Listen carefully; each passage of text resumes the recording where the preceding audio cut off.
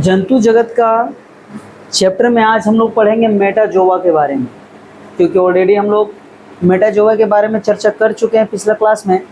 आज हम लोग मेटाजोआ को जब दो भाग में जो हम लोग बांटे हैं, कशेरुकी और अकशेरुकी, तो आज हम लोग कशेरुकी के बारे में बात करेंगे।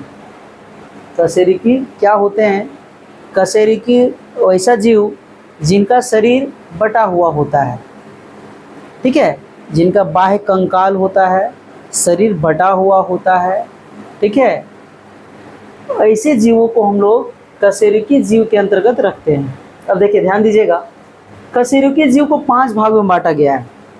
देखिए, मत्स्य वर्ग, उभयचर वर्ग, सरीसृप वर्ग, पक्षी वर्ग और स्तनधारी वर्ग। देखिए, हम लोग कशेरुकी को कितने वर्ग में बांटे हैं? 5 वर्ग में। मत्स्य, उभयचर, सरीसृप, पक्षी और स्तनधारी। स्तनधारी को 2 भाग में बांटे हैं। कौन कौन सा? प्रोटोथीरिया और थीरिया। थीरिया को 2 भाग में बांटे हैं, मेटाथीरिया और यूथीरिया। देखिए, ये क्या है, इसके बारे में पूरा हम लोग चर्चा करेंगे। एक बार पढ़ लोगे याद हो जाएगा, जिंदगी भर कभी नहीं भूलोगे। देखो, ये मत्स्य वर्ग किसको बोला गया है कि ऐसा वर्ग जिसको पानी में रहने वाले मछलियों के बारे में बात करेंगे हम लोग। मत्स्य मीन्स ये होता है मछली, यानी पानी में रहने वाले मछली के बारे में। इसके देखिए क्या होते हैं, कितने चेंबर होते हैं इसके? 2 चेंबर होते हैं। चेंबर मीन्स समझते हैं क्या? चेंबर मीन्स होता है हृदय। हम मनुष्य, हमारे 4 चेंबर हैं, ठीक है, 2 अलिंद और 2 नीले। मगर यहाँ पे देखिए, इसका 2 ही चेंबर है, एक अलिंद और एक नीले, ठीक है। अब ध्यान दीजिएगा, ये श्वसन किससे करते हैं? क्लोमों के द्वारा। क्लोमों के द्वारा ये श्वसन करते हैं। श्वसन मीन्स क्या? श्वास लेते हैं, जिसको हम लोग क्या बोलते हैं? गलफड़ा कहा जाता है इसके, ठीक है ना। आगे देखिए, एग्जाम्पल में क्या है? रोहू या डॉग फिश। बहुत सारे मछलियों का नाम है, सब वैज्ञानिक नाम दिया हुआ था, मगर हम सोचे कि रोहू और डॉग फिश ये सब याद रहेगा तो आसान होगा याद करने में, इसीलिए मत्स्य वर्ग में इसको ले लिया है। क्लियर है? देखिए, इसके साथ में क्या है, ये याद रखिएगा, सबसे ज़्यादा एग्जाम में पूछा जाता है 2 ही चीज़, ठीक है। मत्स्य वर्ग के जो जीव होते हैं श्वसन कैसे करते हैं? तो क्लोमों के द्वारा, ये क्या बोलते हैं? क्लोम मीन्स क्या बोल सकते हैं उसको? हम लोग उसको गलफड़ा जिसको बोलते हैं, ठीक है, गलफड़ा के द्वारा ही लोग श्वसन करता है। इसके कितने चेंबर होते हैं? मत्स्य वर्ग में 2 चेंबर होते हैं। क्लियर है? देखिए, मत्स्य ऐसा है जिसका 2 चेंबर होता है, ठीक है ना। उभयचर और सरीसृप में 3-3 चेंबर होते हैं, याद रखिएगा, उभयचर और सरीसृप में 3-3 चेंबर होते हैं, ठीक है ना। और पक्षी और स्तनधारी में 4-4 चेंबर होते हैं। हमेशा याद रखिएगा कि जमीन पे चलने वाला स्तनधारी हम लोग, ठीक है ना, और पक्षी ऊपर में उड़ने वाला, इसका 4-4 चेंबर होता है। मगर सरीसृप और उभयचर का कितना चेंबर होते हैं? 3-3 चेंबर होते हैं, याद रखिएगा। आगे देखिए, जो उभयचर मीन्स क्या होता है? उभयचर वैसा जीव जो जल में भी रह सकता है और जमीन पे भी रह सकता है। जैसे एग्जाम्पल में मगरमच्छ को ले लीजिए आप, मेढक को ले लीजिए, कछुआ को ले लीजिए, घड़ियाल को ले लीजिए, ठीक है। इन लोग को मन करेगा तो पानी के अंदर जाएगा, नहीं मन करेगा तो बाहर में आके बैठ जाएगा, ठीक है। इसीलिए इसको बोला गया है उभयचर, यानी कि पानी में भी रह सकता है और जमीन पे भी रह सकता है। तो इसके 3 चेंबर होते हैं। ये श्वसन कैसे करते हैं?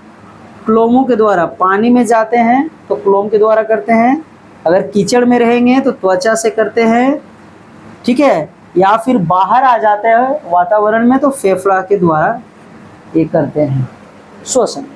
समझिए ना। देखिए, क्लोम, त्वचा या फेफड़ा के द्वारा। जैसे मेढक पानी के अंदर जाएगा तो क्लोम के द्वारा, और मेढक तो ज़्यादातर कीचड़ के अंदर घुसा हुआ रहता है, तो कीचड़ के अंदर कहाँ से उसको तो श्वास लेने के लिए उसको मिलेगा, तो वो क्या करता है? वो अपना त्वचा से वो श्वसन कर लेता है। आगे देखिए, सरीसृप। सरीसृप में कितने चेंबर होते हैं? 3 चेंबर होते हैं। सरीसृप किसको बोला गया है? वैसा जीव जो घसटा के चलता है, उसका पैर तो होगा मगर बॉडी उसका जमीन पे लचकते हुए जाएगा, जमीन पे टच होते हुए जाएगा। जैसे एग्जाम्पल में किसको ले सकते हैं हम लोग? मगरमच्छ ले सकते हैं। मगरमच्छ सरीसृप के अंतर्गत आता है, ठीक है। अब ये क्या करते हैं? देखिएगा, इसके 4 पैर होते हैं, चलेगा, अब चलते चलते क्या करेगा, वो उसका पैर घसरताते हुए जाता है। समझ गए ना। तो ये सरीसृप के अंतर्गत मगरमच्छ को रखा गया। मगर मगरमच्छ देखिएगा सरीसृप में जो है वो 3 चैम्बर होता है, किसका, हृदय का। मगर मगरमच्छ ही अपवाद है जिसका 4 चैम्बर होता है, जिसका 4 चैम्बर होता है। मनुष्य की तरह 4 चैम्बर होता है उसका हृदय का। ठीक है, एग्जाम्पल में क्या है, छिपकली और सांप, मगरमच्छ, ये सब सरीसृप वर्ग के अंतर्गत आते हैं। और उभयचर के अंतर्गत क्या आते हैं, मेढक आएगा, आप क्या ले सकते हैं, कछुआ को ले सकते हैं। ये सब जो है कि पानी में भी रह सकता है और ज़मीन पे भी रह सकता है, उसको उभयचर वर्ग में हम लोग रखते हैं। आगे देखिए, पंछी तो हम लोग जानते हैं, पंछी जो आसमान में उड़ने वाली होती है, उसका शरीर की जो हड्डियां का बनावट होता है वो हॉलो बोन्स होता है। हॉलो बोन्स मीन्स क्या, उसका बोन के अंदर में यानी कि हड्डी के अंदर में क्या होता है, छेदा होता है। ठीक है, हल्का होता है उसका हड्डी, इसीलिए हॉलो बोन्स कहा जाता है उसको। ठीक है, अब इसके कितने चैम्बर होते हैं, 4 चैम्बर होते हैं। क्लियर है ना। उसी प्रकार स्तनधारी वर्ग किसको कहा गया, कोई वैसा वर्ग जो बच्चे को जन्म देता हो और साथ में अपना दूध भी पिलाता हो, देखभाल भी करता हो, उसको स्तनधारी के अंतर्गत हम लोग रखते हैं। यानी बच्चे का जन्म देना जरूरी है और दूध पिलाना जरूरी है, तभी उसको हम लोग क्या करें, स्तनधारी वर्ग के अंतर्गत रखेंगे। ठीक है ना। आगे देखिए, स्तनधारी और पक्षी के कितने चैम्बर होते हैं, हृदय का 4 चैम्बर होते हैं। सरीसृप और उभयचर का कितने चैम्बर होते हैं, 3 चैम्बर होते हैं। सिर्फ मत्स्य का ही कितना चैम्बर होता है, 2 चैम्बर होता है। क्लियर है। आगे देखिए, पक्षी को समझ गए, पक्षी क्या है, जिसका हॉलो बोन होता है, आसमान में उड़ सकती है, उसको हम लोग पक्षी का दर्जा देते हैं। अब बोलेगा कि विश्व का सबसे बड़ा पक्षी का नाम बताइए, क्या नाम है उसका, ऑस्ट्रिच। ठीक है, शुतुरमुर्ग। और शुतुरमुर्ग ही ऐसा पक्षी है जो सबसे तेज दौड़ सकती है, सबसे तेज दौड़ सकती है। उसके साथ में वह पूरे विश्व का सबसे बड़ा अंडा देती है। ठीक है ना, विश्व में सबसे बड़ा अंडा किसका होता है, शुतुरमुर्ग का होता है। ठीक है, आगे देखिए, अब स्तनधारी वर्ग के अंतर्गत समझ में आ गया कि जो बच्चे को जन्म देता है, अपना दूध पिलाता है, उसको स्तनधारी वर्ग के अंतर्गत रखते हैं। इसको 2 भाग में बांटा गया है, एक अंडा देने वाला और एक बच्चा देने वाला।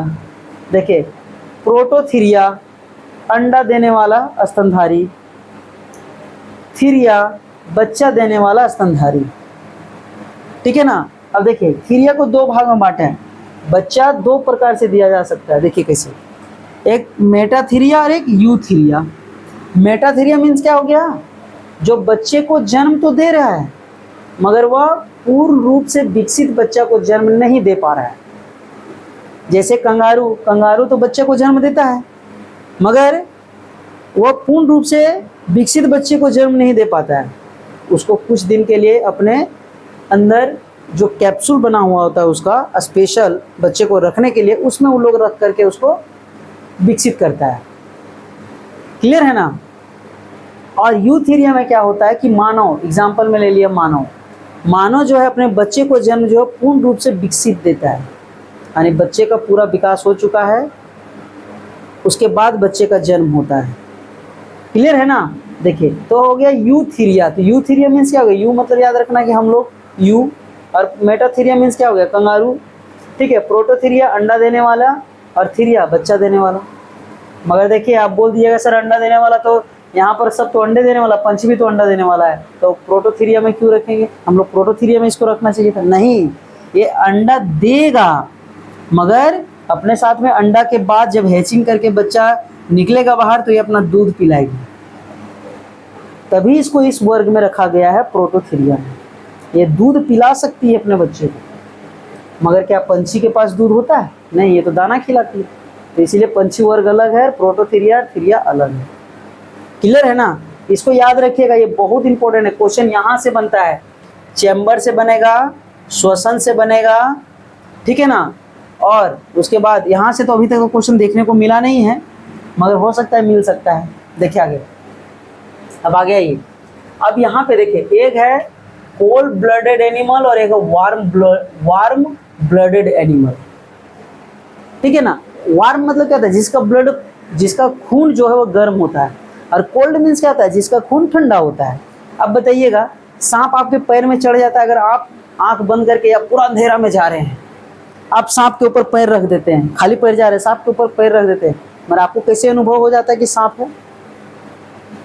तो बोलिएगा नहीं सर वो लंबा था। अरे भाई वो लंबा नहीं था, सांप में पैर रखेंगे ना या कोई एनिमल पे पैर रखेंगे आप, जो सरीसृप हो, देखिए मत्स्य हो, सरीसृप हो या उभयचर हो, तो आपको ठंडा महसूस होगा, क्योंकि उसका पूरा बॉडी ही ठंडा होता है, ठीक है ना। इसीलिए इसको कोल्ड ब्लडेड एनिमल के अंतर्गत रखा गया। कोल्ड ब्लडेड एनिमल के अंतर्गत किसको रखा गया? मत्स्य, उभयचर और सरीसृप, याद रखिएगा, मत्स्य, उभयचर और सरीसृप। अब बोलेंगे बताइए मगरमच्छ का ब्लड कैसा है, वार्म है कि कोल्ड है? तो मगरमच्छ किसके अंतर्गत आता है? सरीसृप के अंतर्गत आता है। तो सरीसृप का ब्लड कैसा होता है? कोल्ड ब्लडेड होता है।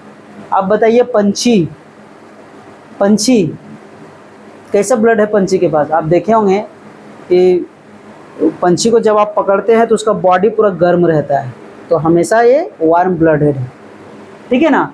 तो देखिए स्तनधारी और पंछी जो है वो वार्म ब्लडेड के अंतर्गत इसको रखा गया है, ठीक है। और मत्स्य, उभयचर और सरीसृप को कोल्ड ब्लडेड के अंतर्गत रखा गया। ये याद रखिएगा, ये तो डायरेक्ट है, इसका नाम दे देगा एग्जाम में, बोलेगा ये बताइए वार्म ब्लडेड का है कि कोल्ड ब्लडेड का है, तो आपको बताना पड़ेगा, क्लियर है ना। तो याद रखिएगा मत्स्य, उभयचर और सरीसृप कोल्ड ब्लडेड है, पक्षी और स्तनधारी वार्म ब्लडेड है। यानी कि हम पंछियों को पकड़ते हैं तो हम लोग दोनों क्या हो गए हैं? हम लोग दोनों वार्म ब्लडेड हो गए हैं। और ये लोग तीनों में नहीं बनता है, एक दूसरे को खाने के लिए दौड़ता है, ठीक है ना, इसलिए क्या हो गया? ये हो गया कोल्ड ब्लडेड, ठीक है। तो ये सब था, इसके बारे में आप लोग देख लीजिएगा, ठीक है। ये शॉर्ट लिखा हुआ है, ये ज़्यादा लॉन्ग करके हम नहीं लिखे हैं, शॉर्ट लिखे हैं ताकि आपको आसानी से याद हो जाए। अब देखिए कल हम लोग बात करेंगे अकशेरुकी के बारे में। इसमें टोटल 9 संघ है। अब बताइए 9 संघ को कम से कम बड़ा करके लिखने में 2-3 क्लास तो चला जाएगा, 2 क्लास तो पक्का जाएगा, ठीक है। नेक्स्ट क्लास में आप लोग से मिलते हैं हम अकशेरुकी के साथ।